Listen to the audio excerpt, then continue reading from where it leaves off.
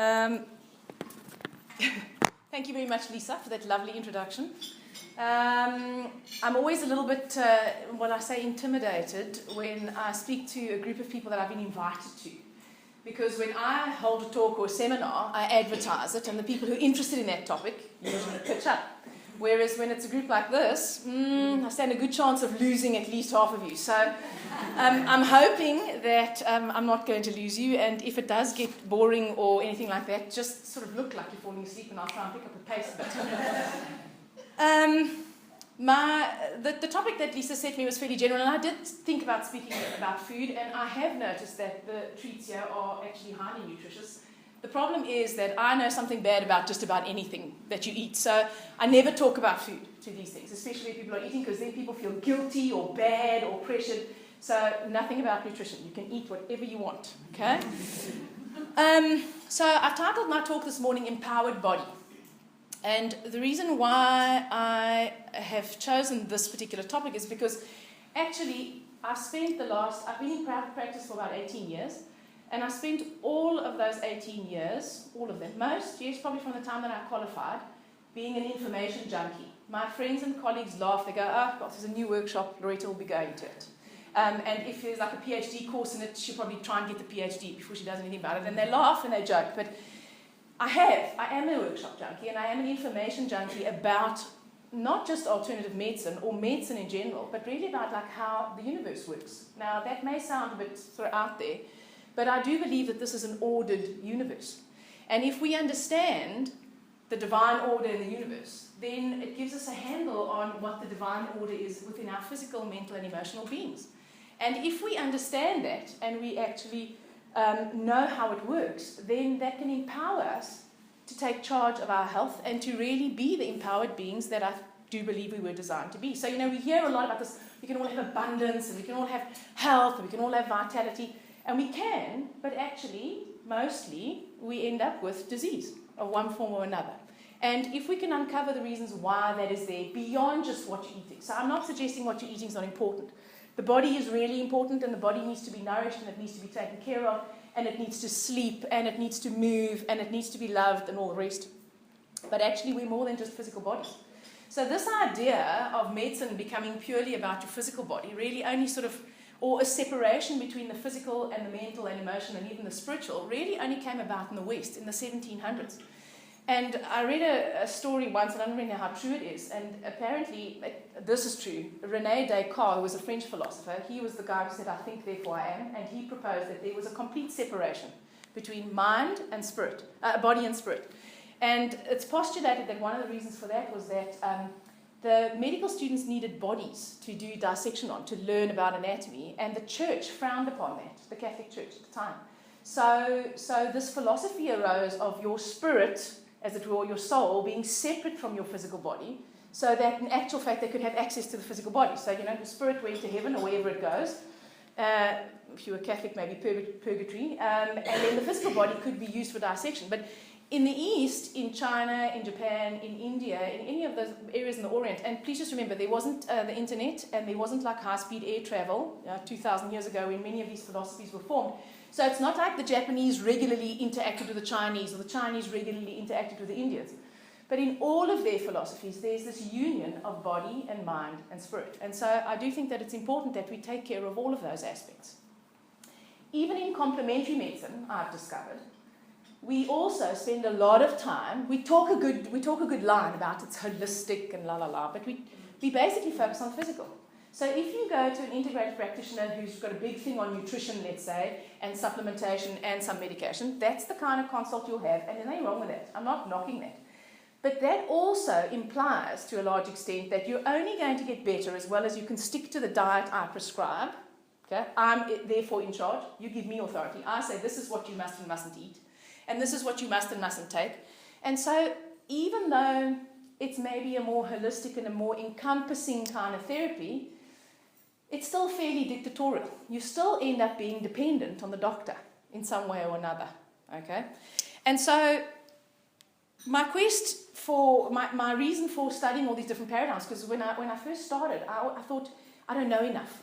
And what if someone comes to me and they've got this, and homeopathy is not enough, so then I did acupuncture. What if the acupuncture doesn't work, or what if they don't like needles? Then we do the Jinshin-Jyutsu, which is more or less the same without the needles. And if the Jinshin-Jyutsu doesn't work, then maybe we should analyze their relationships, and so we can use a pin code for that. What I've actually come to realize is that if we work on the fundamental principle that governs your whole physiology, which is actually your mind, it doesn't matter which form of medicine you use. The debate falls away. Because what ends up happening is we often get really pressured. So let's say, I don't know, Lisa is a complementary medicine official person, and so she goes and sees the homeopath or whoever it is, and her best friend only sees her GP and her specialist. Then one of them feels out. Or I have patients who come and see me and they go, I'm so sorry, I just have to tell you. I go, yeah, I went to see my GP. I had an antibiotic. It's like they're waiting for me to chastise them and like tell them they've got to, I don't know, do penance because they took this horrible, filthy medicine. And that's not the case, all right? So every single thing has its place, and every paradigm has a purpose. And so my quest really has been to move beyond the paradigm. Can we not find a way of treating people that it doesn't matter? So if you've got cancer and you want chemotherapy and radiation, great. And if you've got cancer and you want chemotherapy, radiation, and the alternative, the herbs and the fine. And if you've got cancer and you don't want the chemo, that's also okay. So let's work on a level that we can really encompass all of these modalities. And then we lose this debate about which one is better than the other. Because actually, they're all valid and they all have a place. Okay, so that's a bit about why did I do this. So part of our problem that we faced with these days is, we've got like Dr. Google, Dr. Wiki. I'm always amazed when someone says to me, oh, well, I looked on the internet and Wikipedia says, and I go, oh, yeah, Dr. Wiki. I'm pleased to hear that Dr. Wiki said X, but that's not necessarily always the case. And so some of what we're facing with these days, because we have such information overload, is that we almost have too many choices. We have so many choices that we don't really end up knowing what to do. So one will say you've got to eat high carb, low fat. Now the trend is, no. High fat, medium protein, no carb. Then the paleo guys in the middle go, no, you've got to have medium carb, medium protein, and high fat. And they eventually go, what are you supposed to be doing? And so we tend to move from sort of one fad to the next. And you see these fads even in complementary medicine, So I don't know. I see this with my colleagues, So something like, like colonic irrigation was like a big thing. Everybody sends everybody for colonics because it's very fashionable. So it does become overwhelming. The other thing is that when you're focusing purely on the physical, you give your power away. Now, whether you give your power away to you, and I'm not suggesting that you never go and see anyone. I'd be out of business if you didn't go and see anyone, okay? But ultimately, the idea is that you're not well. You see someone, you fix what the issue is. You learn how to deal with it better. It's a bit like, so you get a lifestyle consultation.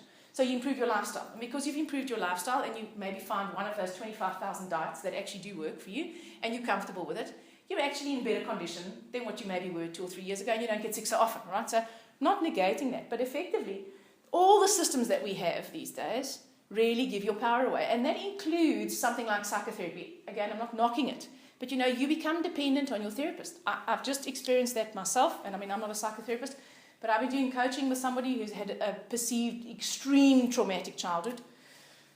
She's dependent on me. And when I say, I cannot speak to you every day, she has like a panic attack. And I think, you can't possibly want to spend an hour with me every day. Just think about what this costs. You can't possibly want to do this. And she goes, well, I can't do without it. That's not empowered. Do you see? She maybe feels better, but she's not empowered. She's not empowered because unless she has her hour with me every day, she doesn't feel like she can cope with her life. That's not empowering her. You understand what I'm trying to say here? Huh? Okay.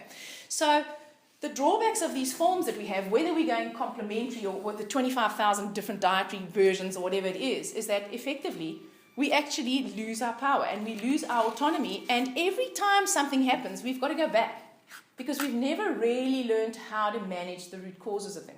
So it's the same as if you do really have a health issue and you really do need to change your diet and your lifestyle, and I do recommend that you do it, and you don't. I love people like that, actually, because they keep on coming back. It's the same thing over and over. It's like a no-brainer. It's like an easy consult, We get to chat. It's really nice. I get to sell them something. I get to make money. I don't have to think, all right? Whereas if they do everything I say and they're still not getting better, that's a bit more challenging, isn't it, right? So there are benefits and drawbacks to both. So failure to get to the root of the issue means, as I just said, the problem recurs in a different form. So if you've got a child and your children are having recurrent ear infections, you have the grommets, now the ear infections start, then the and then the tonsils start. Then you take the tonsils out, then they seem to be fine for a while. Then they start getting croup twice a year. Then the croup seems to be outgrown, and then a couple of years later, then they need an asthma pump when they're exercising heavily. And so it steamrolls and spirals. So the solution is to try and find the root cause. Now, it's not as easy as it may sound, right? But part of what happens here is that we've discovered, when I was a student, for example, they told us that once your brain is damaged, it's damaged. Neurological tissue does not regenerate. You know what? So like if you've had a stroke or you've had a car accident, that part of the brain never recovers. But in fact, they've discovered that that's not true. The brain has a property called neuroplasticity. It's like Play-Doh. If you squish it in one area, you can squish it out another way, okay? And neuroplasticity is affected by how we perceive things in our life. Our emotions affect your brain structure. So what ends up happening, there was a scientist called Candace Pert. She was a biochemist. She was the first person who discovered neurotransmitters. Actually was able to isolate them. And a neurotransmitter is when you have a perception of something, whether it's joy or whether it's extreme anger or whether it's a perceived trauma, you produce certain chemicals in your brain. Those chemicals go into your bloodstream. They get carried to all your cells. They send the message, this is really traumatic, to all your cells. And the DNA in all your cells responds to that and sends a message back to the brain. Okay, we got the message. And the brain actually changes depending on what it is that you're perceiving. So that is why you can have people who have miraculous recoveries from things like head injuries. Because actually, with the right stimulation, the brain can regenerate and not regrow. It doesn't get like bigger, but you know what I mean, right? And sometimes if the area is too damaged, other areas of the brain take on that function. So the brain is not static and the nervous system is not static. It is a plastic organ. Also, the DNA in each one of your cells is the same, which means that if the DNA is like the mini nervous system of your entire body, so every single thing that ever happens is recorded in every single cell. That's why when somebody has something like post-traumatic stress disorder, something heinous, they went to war, let's say, they come back, they seem to be okay, 5 or 10 years, they seem to be perfect, and then suddenly they start getting flashbacks, nightmares, panic attacks, and their physical body starts showing signs that they tremble and they can't sleep and they sweat and they're completely sympathetically overactive. That's because those memories are locked inside every single cell. And for some other reason, there's a trigger and it lets it out. So, this is not sort of hoo-hoo. This happens. There are people that have this all the time. And in fact, I have a patient at the moment who is 41 years old and up until 3 years ago had very few memories of an apparently extremely traumatic past. And now is exhibiting sort of all the signs of post-traumatic stress disorder and keeps on saying, I don't understand why this is happening to me. My life has been fine. There hasn't been a problem. I've been normal, and now suddenly I'm not.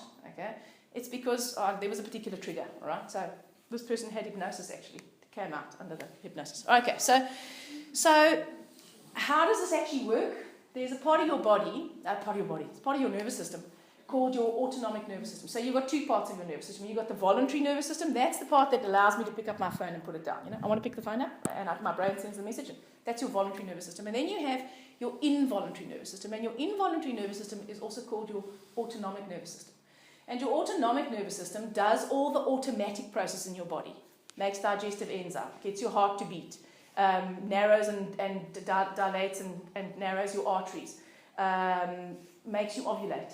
Nobody sits and goes, oh, it's the middle of the month, better just make that egg. Focus on that. It just happens, okay? And the reason why it just happens is because your autonomic nervous system is taking care of it, all right? How many immune cells you've got, whether you're producing enough cortisone, how well your hormone signaling works. All of that is controlled by your autonomic nervous system. Now, your autonomic nervous system consists of two parts, the sympathetic and the parasympathetic. And the best way to think of those is imagine Siamese twins, okay? One is sympathetic and the other one's parasympathetic, and they're joined at the hip. So they're not sharing anything, they just happen to be connected. Sympathetic nervous system is your fight or flight mechanism. When your sympathetic nervous system is activated, it's when you're stressed. You want to run away, you get scared, your heart beats harder, you pump more blood to your muscles so that you can get stronger and you can move and you can run away. Your palms and your feet sweat. You don't think of reproducing. You don't think of eating. You don't think of relaxing, right? All you think of is survival. That's your sympathetic nervous system. Your parasympathetic nervous system, the second Siamese twin, that one is the rest and digest guy. So when your parasympathetic nervous system is active, that's when you're producing digestive enzymes, that's when you're making hormones, that's when you're repairing cells, that's where you're detoxifying. Your parasympathetic is responsible for that. So now you've got these two diametrically opposite guys. The sympathetic is the goer, going deadlines, ambition, goals, move faster, let's get cracking. And the parasympathetic says, don't worry, tomorrow's another day, everything's going to be okay, just be. So one is the doer and the other one's the beer. But because they're connected at the hip, they can't get out of hand. The doer can only go as fast as the beer will let it. Okay? And the beer, if the doer wants to move, has to move. So your parasympathetic and your sympathetic nervous system are supposed to work like those Siamese twins. All right, if that was a harmonious relationship, okay? But they don't. Because every single person, and your sympathetic and your parasympathetic nervous system, which is now part of this autonomic, controls everything that you don't think about. Okay? It's very important that you get that. So, every single person has what we call a hierarchy of values. Every single person has things that are important to them and things that are less important to them. Okay? Now, if you ask a room like this, and I say, so what's your highest value? Almost everybody here who's got children will say children, family. Because we're all women, and it's a societal norm that actually, if you're a woman, the most important thing in your life should be your family. In other words, what that means is not that you don't love your family or you love your family, is that you want to spend every waking minute with them. I could think of nothing worse. I don't have that as a high value, okay? You want to spend every single waking minute with them. Your thoughts are consumed by them. You don't do anything other than, you've always got your family in the back of your mind. Now, that's not a bad thing. If that is how you are, then you truly do have a high value on family. Or very many people say spiritual. And I say, so, depending on whatever spiritual persuasion they have, I say, so how many hours a day do you spend reading spiritual literature? They go, let's assume that they go, 20 minutes. So how many times do you spend praying, meditating? 20 minutes. So how much of the day do you speak about spirituality, God, the universe, I don't know, whatever it is? No, not much, eh? So actually, out of 24 hours, you spend 40 minutes a day. That's not a high value. You spend 8 hours a day at work. Now, this does not mean you are not a spiritual person, or that your religion or your spiritual belief is not important to you. It just means it's not right up there as like number 1 or number 2 value. Okay? So your value system is unique to you. It's like a fingerprint. So I may have a high value on work, and let's say Lisa may have a high value on work. But the type of work she does and the motivation for her work, she might say she works so that she can be fulfilled and provide a secure future for her family. Because she's got like family close to her work value. I might say, I actually couldn't give a rat's about my family's security. Someone else has to take care of that. Okay, I'm working so that I can make as much money as possible. Now, hers sounds more noble than mine, doesn't it? But there isn't a good or bad value system. They're just value systems. If there weren't people with high value on money, and the only people who've got a high value on money are people who have it, who manage it, who save it, who look after it, and who grow it. Because they value money for the sake of money. The rest of us, I don't have a very high value. We value what the money can buy.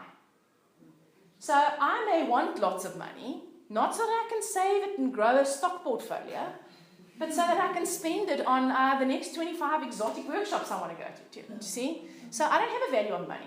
Doesn't mean I don't want to make it. Okay? So our minds often lie to us about exactly what our values is, because society also has a value system. And the family you come from has a value system.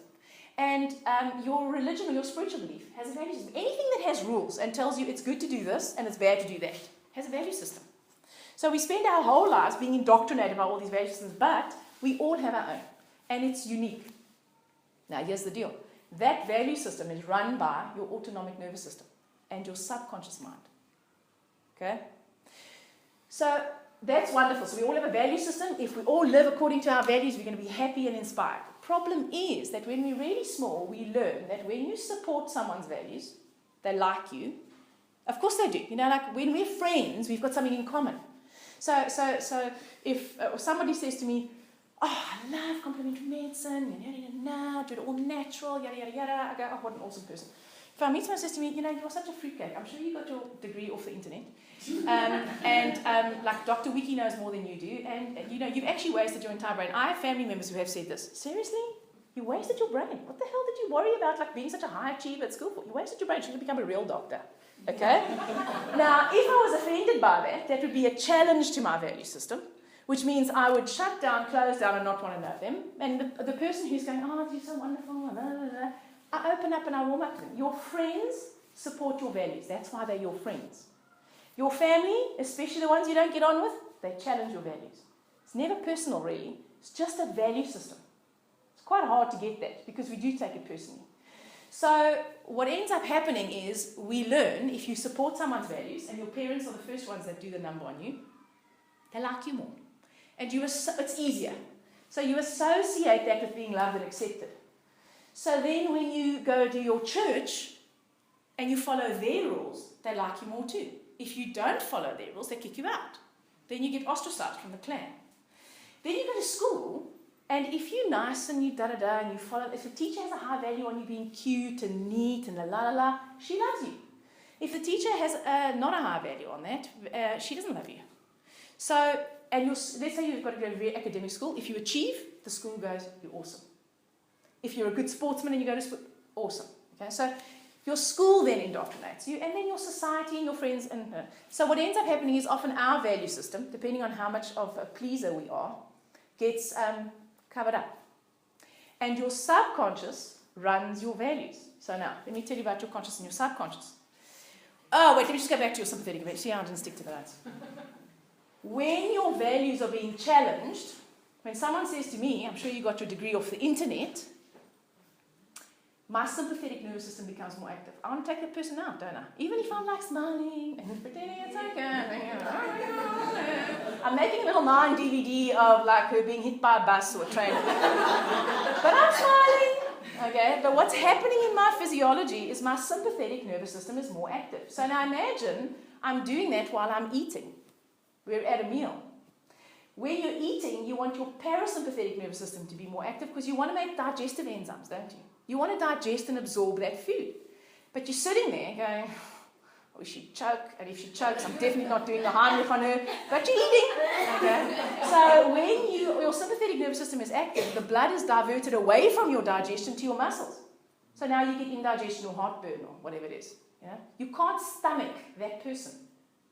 That our language is very evocative, if you have a bladder infection, sorry ladies, I'm going to swear, who's pissing you off? Because really, what is it? It's like peeing razor blades, isn't it? Yeah, sorry. So when your values are being supported, then your parasympathetic nervous system is, you're ovulating, you're making hormones, it's awesome, okay? Everything's just lovely. The other thing is if your parasympathetic is too active, you're being too supported, you're being too cared for. Imagine you were a child and your parents never expected you to do anything. You got no discipline. Everyone was at your beck and call. You'd lie on the couch all day. You get fat. You wouldn't want to move around. That's too much parasympathetic, okay? Too much support. So when your value systems are challenged, your sympathetic nervous system becomes more active.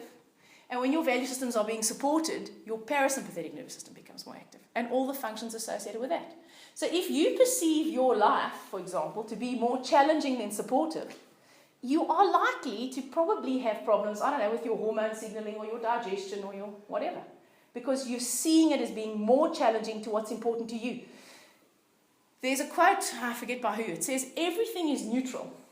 Every single person, every single circumstance, every single event is neutral until somebody judges it through the filter of their value system.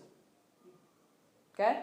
So it's a contentious topic. So let's just pick pornography, okay? And I do that deliberately because that's the one that you'll remember. So if I speak to a fundamentalist Christian, let's say, okay, and say, so what do you think of pornography? They'll go, it's filth, it's devil's work, those people are going to go to hell, it's a sin, it's just horrible. So if I interviewed you, Hefner, and said, so what about pornography? He'd say, awesome, 7 wives, Playboy bunnies, mansion, money. He started an industry. He provided jobs for people so they could feed their family. He saved marriages and relationships. I mean, he may not. You may not agree with that, but that's what he would say. So who's wrong? Well, actually, they're both correct depending on whose value system they're going through. Does that make sense? Okay. So if I say complementary medicine, and you are a complementary medicine bunny, you'll go, oh, complementary is awesome. But you know what? If I say complementary medicine and you, I don't know, are a specialist physician who thinks complementary medicine is a complete lot of hokum, you'd go, what a lot of nonsense, what a lot of twaddle.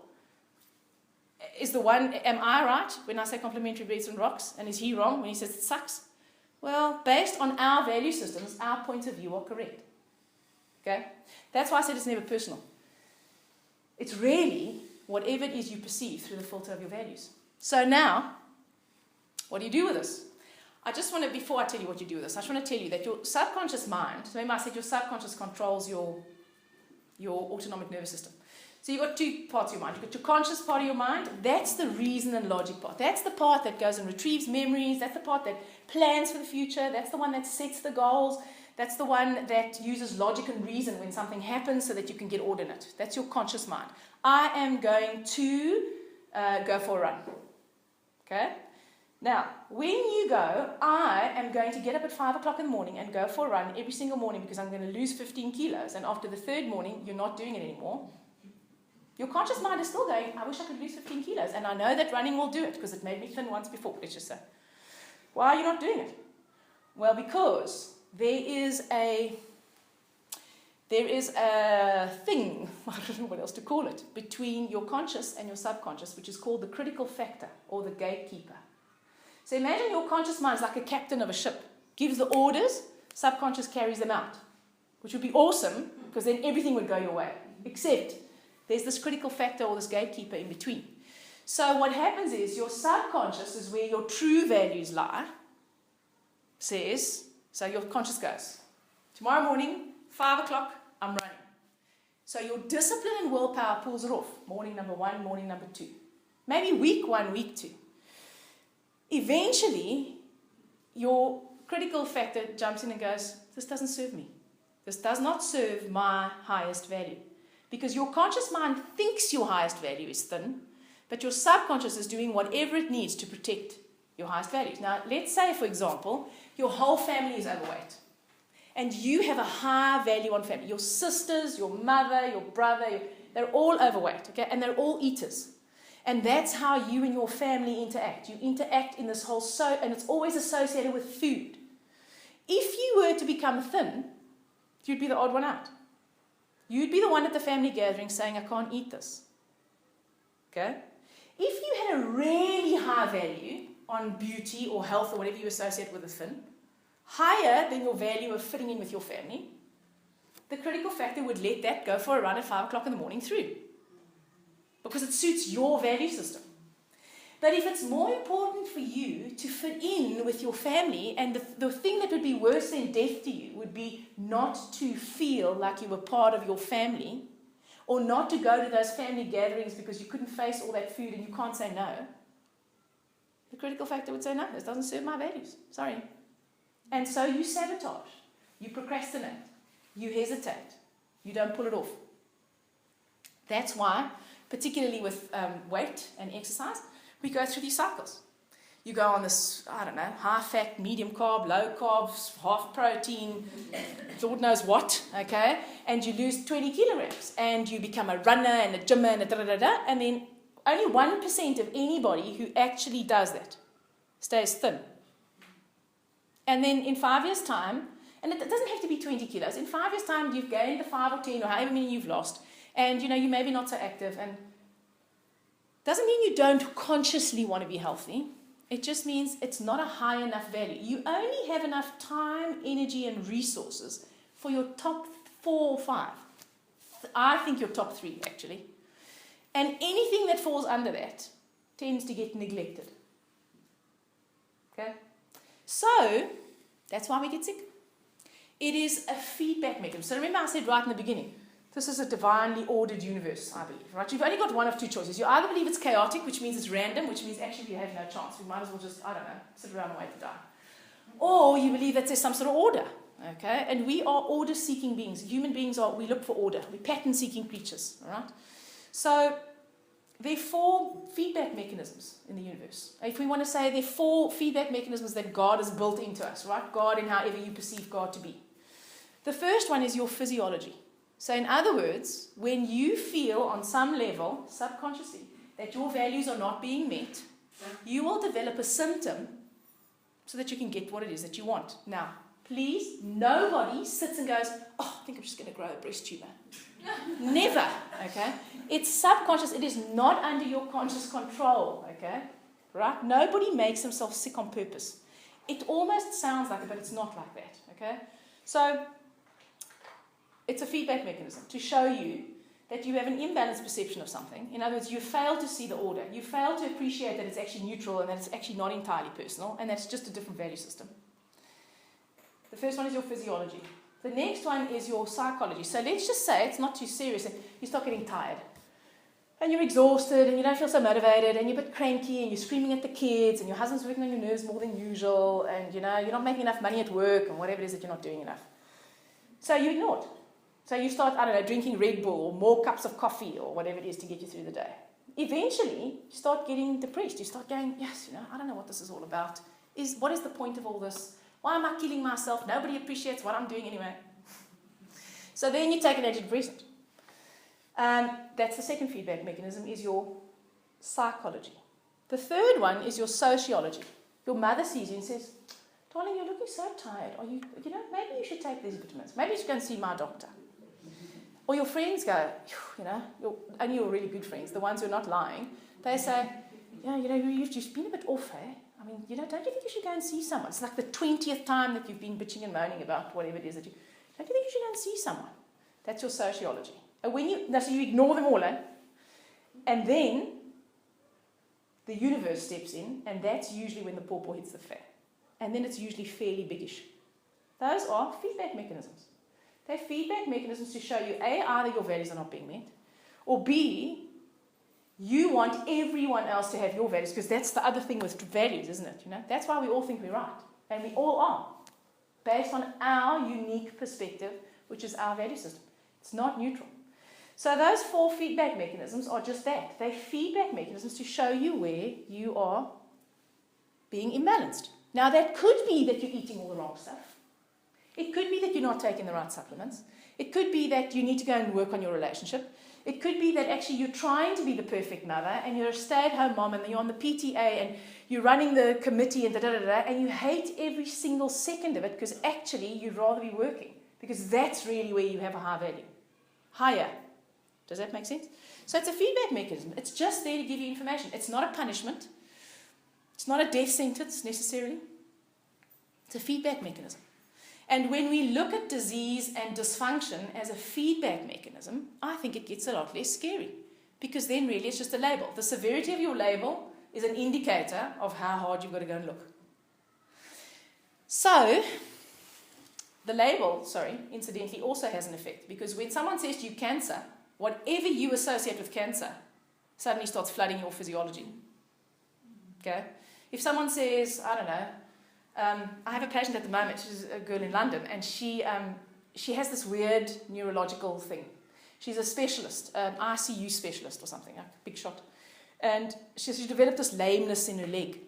And it's got progressively worse, and she's got symptoms. At first they thought she had multiple sclerosis, and then they said, no, it's not multiple sclerosis. And then they said, maybe it's some genetic thing, and they couldn't find it. But the bottom line is they can't find what it is. But they're tentatively saying she's got motor neuron disease. That's the disease that US van der Westhuizen has, okay? And your life expectancy is 5 years. And she's had the symptoms for about 2 years, and then she fell pregnant. So I've only seen her since she's been pregnant. Someone referred it to me. I said, well, thanks. Thanks for that. Seriously, no pressure. Okay? But she's a doctor. So they say to her, you've got amyotrophic lateral sclerosis. You're pregnant. You have a 5-year life expectancy. You will not see that child go to school. Or you may have a neurological disorder, and it may be genetic, so you may pass it on to that child. Our advice is you need to terminate the pregnancy. Okay? Now, whether that's good or bad, we're not judging whether terminating the pregnancy is a bad thing. The fact of the matter is, her symptoms don't fit the picture. She's had them for 2 years, they're not progressing. She's 8 months pregnant now, they're not getting any worse. In fact, last week she said to me, you know what, I think it's better. It's getting better. It's not trembling so much, and I'm not having the cramps. Now, she's not cured. And just say what I said, the power of the label, okay? And so for her, the big crisis was that of all the best doctors that she's seen in London, no one can tell her what's wrong with her. Well, because actually she doesn't really fit the picture, which is a relief in a way. Because if they did say it was motor neuron disease, she'd be thinking, dear God, I've got 5 years. I'm going to spend 4 years with this baby, and then I'm going to leave it for my husband to raise. That all affects your physiology. Okay. So she's going to be fine, ladies. She's 8 months pregnant. The baby's 100%. There's no genetic disorder. Her leg's going to be better. She's going to be okay, all right? I'll have to do a recap and tell you how she's doing. I'm sure she's going to be fine. Okay, so how do you do this? Well, remember I said to you, every single event, circumstance, or person you meet is neutral until you judge it with your value system. So that means that when you're unwell, nobody enjoys that, eh? We don't go, oh, I'm so happy, I'm sick, it's awesome, got this migraine, vomit for 3 days, bloody hell. So glad I'm having like a break from the kids and the husband while I'm hurling over the side of the bed and lying in the dark room. That's the drawback, all right? So you can appreciate the drawbacks. But if it's neutral, there've got to be just as many benefits. Now, that does not mean that it's a positive experience. This is where positive thinking shoots you in the foot. Because pure positive thinking often is just denial. Okay, so there's nothing wrong with looking for the bright side. Okay? But if you so I wake up every morning and I go, I'm thin. I'm looking around here. Seriously?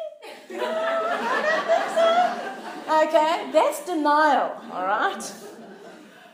If you can truly see yourself as thin and you can really believe it can happen, how many people do you know like that? I don't know one, okay?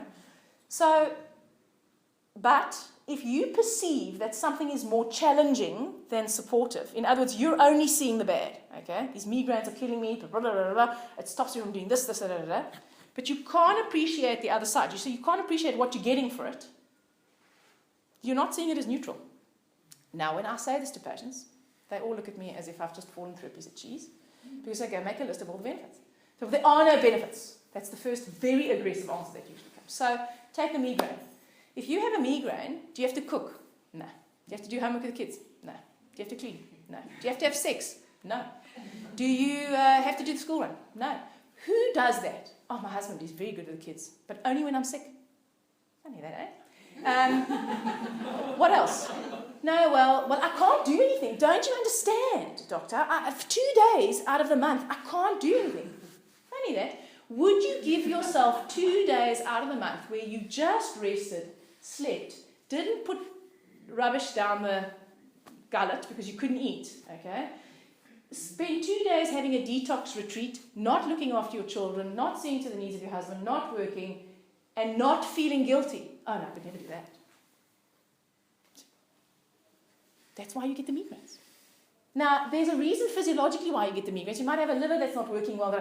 So if we fix your liver, your migraines will get less. But if you truly appreciate what your agenda is for the migraine, and once you have the agenda, it's not that you're a bad person, now you can get an alternative strategy. So how could you make some time for yourself during a week, 1 hour or 2 hours, where you weren't pressured by the burdens of looking after your family and blah, blah, blah, blah, blah, and just have some time to yourself? That's not big, see, without any guilt. Because those 2 hours you take for yourself in the week stops the 2 days where you're man down and your kids are worried about you, no one can look at you, no one can talk to you, and you're vomiting, and you're in extreme pain, and you have to take serious drugs. It becomes a no-brainer. That's a very simple example, just so that you get an idea of how this works, okay? So the first place to start to uncover your subconscious agenda is about anything. Why am I fat? If fat is your issue. Why am I tired? Why do I have migraines? Why do I have indigestion? What is it in my life that I can't stomach? Ask yourself, what are the benefits? When you get that, what do you do? Because most people go, I don't want the benefits. Okay, so my question is, when you get that, what do you do? I lie down in I take a cocktail, I lie down in a dark room, nobody bothers me. So what's the benefit of that? What's the benefit of that? The dark room, lie down, nobody bothers you. That's the thing. Often. Now, that sounds very simple, and we can all be totally healed of all our diseases if we just find the benefits. Well, in theory, we can. The reason why it's so difficult to go and find that is because your subconscious doesn't want to change the status quo. So know this, if you can truly access this, you could probably cure everything. I have no idea how to do that. Let's just be quite clear about that. I just understand it in theory. So, your subconscious, however, wants to keep your values protected. So let's say you want to lose weight. Let's go back to my original example. So you want to lose those 15 kilos and you want to run every day. But you also want to fit in with your family. You won't know how to get a strategy of staying part of your family if you didn't know that that was the underlying deal. Okay? So the minute you find that underlying thing, it gives you something to work with. And in actual fact, before you've even if you never formulate the strategy, even if you just find the benefits, this is how the prayer changes. Let's assume that you're a praying person, right? So when you're sick, it's like, oh, dear God, please take away this illness. Oh, dear God, please just take away this illness. Oh, please, dear God, just take away this illness. Can you imagine? Can you imagine how much of that he is, okay? So what if you said, dear God, I totally see what I'm getting for the price I'm paying. I see it, okay? And now that I see it, I know that I can definitely get an alternative strategy for that. So thank you for the symptom and the feedback.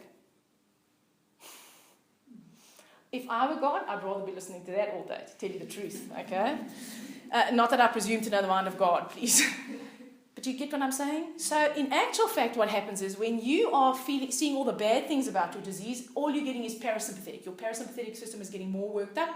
Your immune system is not working well. You're getting anxious. You're getting not sleeping well. Your hormones aren't working well. You're not digesting well. You're not absorbing your food well because you see it as purely a negative thing.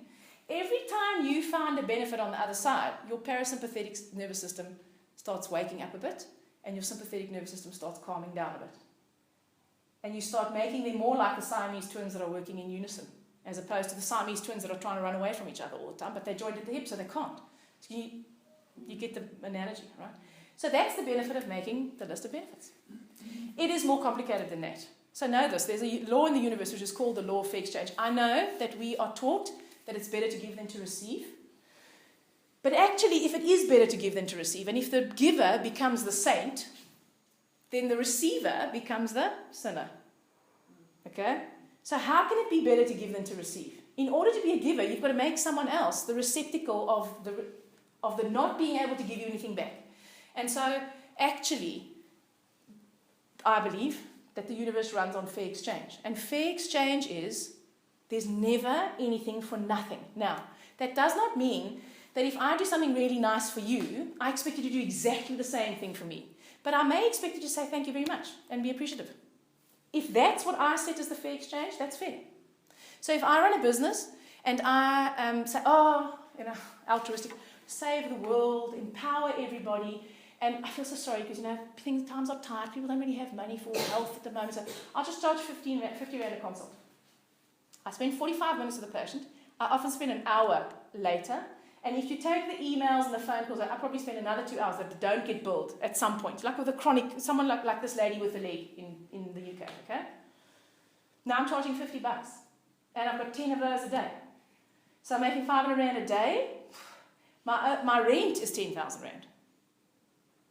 Now eventually, that's not fair exchange. So what ends up happening is I start getting irritated with doing this job. And then I start getting irritated with you, the person who's only paying me $50 for all this work I'm doing, because we're not in fair exchange. And because you're only paying 50 Rand, you're not accountable. Whether you do what I say you must do or not, well, it's only a $50, rap on the knuckles. Whereas if I charge you 500 Rand, you're more likely to put your money where your mouth is and actually do what you need to do. Does that make sense? Mm-hmm. So fair exchange is always maintained.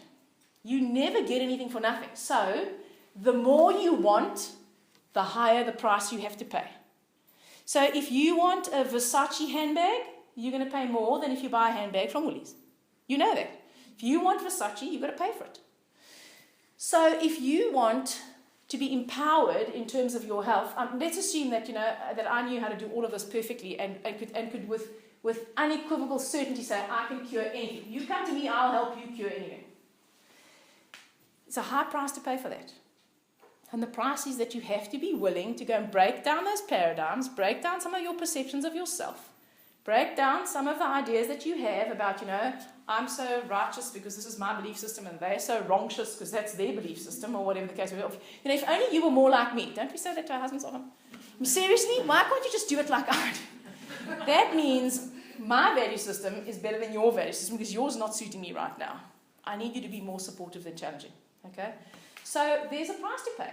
when you do this kind of work. And the price to pay is that it's not often that simple to really uncover it. And it sometimes takes a bit of time, and it takes a willingness to actually see things from the other side. And sometimes when you do get it, you go, oh, it was so simple. I can't believe I was so stupid. I have this all the time because I have someone that I work with, someone that sorts my head out, okay? And then when I get it, I go, I can't believe I didn't see that. That's so stupid. You know what? You just got to get over yourself with that, right? Because it's never obvious to you. It may be obvious to someone else, but it's not obvious to you. So you can fix it. So what's the benefit of this? Okay, so the fair exchange is big. You have to pay a price. If you want a miracle, you got to work at it. It doesn't just, happen. So yes, you may well have to change your diet. And yes, you may well have to take the supplements. And yes, you may well have to see someone every month for 6 months. It's going to cost you money. Or you may well have to have 10 coaching sessions. That's going to cost you more money and time and effort and whatever, okay? But if you want a big outcome, you've got to be prepared to pay the price. And I don't just mean financially, I just mean generally the price. If you don't have a high enough value on the health, you'll never get it together. Because you'll always have an excuse. I don't have enough money, I don't have enough time, I need to pay the school, whatever, okay? Know that when you do that, it's because you don't have a high enough value on it. Now, you can get a high enough value on it by asking yourself, let's say your highest value are your children. If I was more proactive about my health, how would it benefit my children? How would it improve my relationship with my husband? How would it improve my business relationship? Because if those are the things that are really important to you, saying to go on this diet is really going to make me healthier, that's not enough of a motivation. That means you still need someone with a stick to hit you on the head every 3 weeks when they come back and say, oh, sorry, doctor, I didn't do what you said. Does that make sense? You've got to sell it to yourself. It's a sales job. Salespeople understand values. That person who sells you the thing and after you've bought it, you go, what the hell am I doing with this? That salesperson came into your office, checked out your value system by seeing what was around. If it's pictures of your kids, they ask you about your kids. I don't have any pictures. I don't have any family photos in my office. Nobody asks me about that. I have other things in my office, okay? So they check out what your value system is, and they speak to you in your values. It's not rocket science. You can almost spot beautiful people that are like beautifully put together, or always dressed well. They've got a high value on beauty, and definitely they've got a high value on it. It's not, somebody who really works hard and is known to be really good with money, for example, they've got a high value on money. Or someone that you would say really rich but really stingy. Whenever you call someone stingy, it's because they have a higher value on money than you have. You spend it, they save it, so you call them stingy. When they call you a spendthrift, it's because they save it and you spend too much of it in their perception, okay? So you need to be prepared to pay the price, and you need to try and link whatever it is you want to do to your values. Now, of course, I am the person to help you with all of that, for a not inconsiderable fee, I may add, because it's hard work, okay? So what's the benefit of doing this? You might go, well, isn't it just easier to just go to the doctor and have an antibiotic, or go to the homeopath and take the vitamins? Yeah, if you want a Band-Aid. So everything has benefits and drawbacks. There's no right or wrong, okay? So out of all my patients, maybe your 0.5% really do the mind work. And those are usually the ones that are desperate. The ones that are mildly desperate, nah, it's not enough of a value. The ones who've got cancer, this girl with a leg, another woman who's infertile, the chick with the post-traumatic stress disorder, those people, in their perception, are in big trouble, and so they're prepared to pay the price, right? And it doesn't make it right or wrong if you don't want to do it. But just know that the benefit of doing it, what I've just described to you, is that you don't just learn how to empower your health, you learn how to empower your life. Because if you know what your values are, for example, and you stop listening to everyone else and trying to be what they want you to be, and when you are just who you are, you're inspired. You take the pain and the pleasure equally. In a high value area, you'll take pain and pleasure equally. You'll pay the price. Okay? So you love that puppy. You have a high value on the puppy. Get up 3 times a night to wee the dog. I would have euthanized it by now. I don't have a value on it. Okay?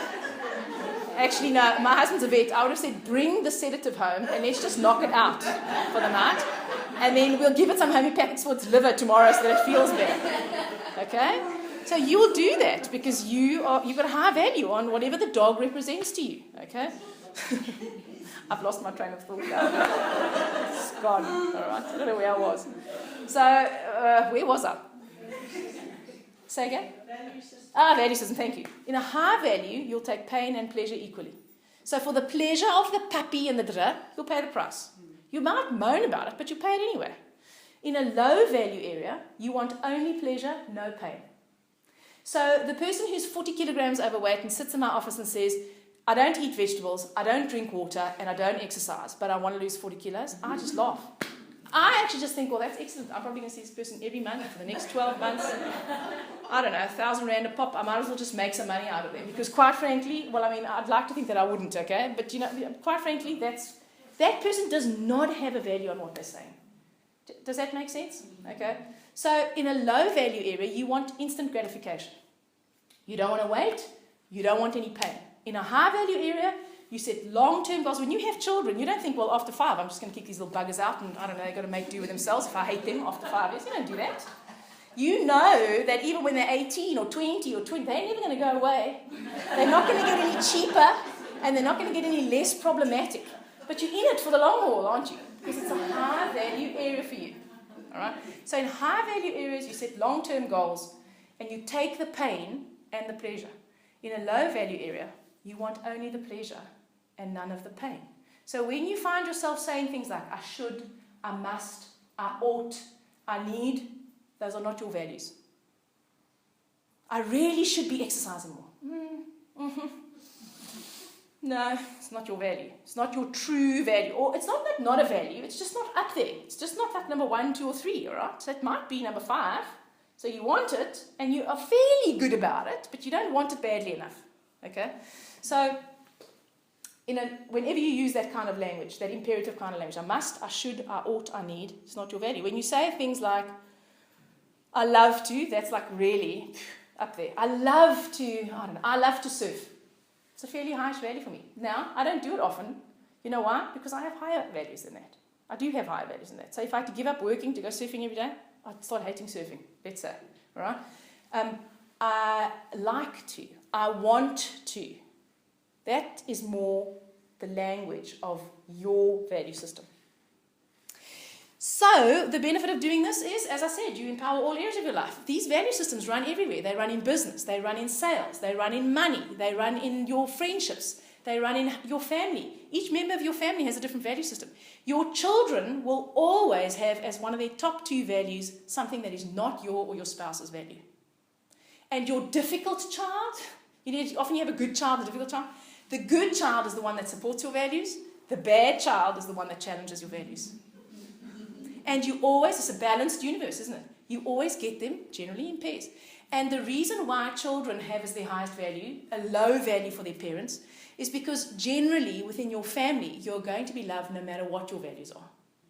And so within your family, you get to be authentically who you really are. And when you are who you really are, in other words, you are not ashamed or scared or frightened or intimidated to live who you are, then you live an inspired life. Not happy, because happy and sad always go together. But when you're living congruently with your values, you'll take the sad in order to have the happy. So we're always striving for happy, happy, happy. It's a delusion. The Buddha said, the pursuit of that which is unobtainable. Always happy, never sad. And the avoidance of that which is unavoidable. Happy and sad go together.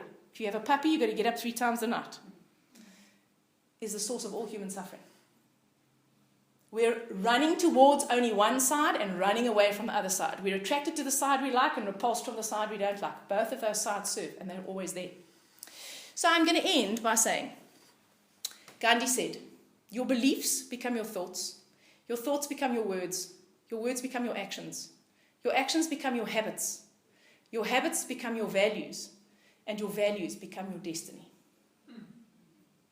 So pay attention to your beliefs, your thoughts, your actions, and your values, because that truly is the key to an inspired life. Thank you very much for your attention, ladies. I don't actually know how long I went on for.